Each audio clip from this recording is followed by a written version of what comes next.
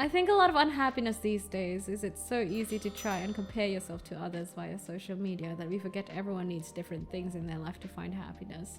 Yeah, and usually on social media, it's pushed by algorithm, right? Meaning like usually the one with the best narrative or the ones that are most extreme gets pushed the most into the front page. And thus you kind of have this, as some people call it, this idea of reality that isn't actually real. Like we can't even agree on our shared reality, which is usually the argument behind why social media can be bad, because it kind of gives this sense of reality that isn't even real, you know, or is just questionable. A sense of reality that's pushed by algorithm, whilst that's at the same time we know that the algorithm prefers more extreme and engaging baiting stuff.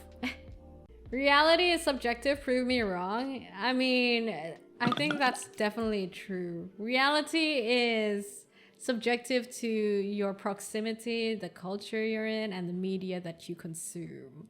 All of that. That's why it's kind of hard to agree on a shared reality. That's a thing, right? One thing that's like, when you talk about the subject of social media and the effects it has on like society, that's one of the points that's purported, is that it gives a different sense of reality that's not based on proximity. For example, imagine if you lived a life right now without social media and your life is mostly just dependent on whatever's close to you, your family, the people around you, and communities you're involved in.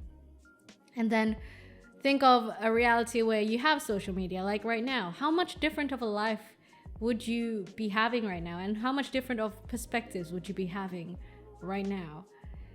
I mean, you can debate that it's both a good or bad thing. I think it's good for the people who know how to navigate and be aware of these sort of things. You know, if the person is aware of the reality that social media brings about and what it can do to a person and navigate it well, I think it can be good, because it's like globalization, you know what I mean?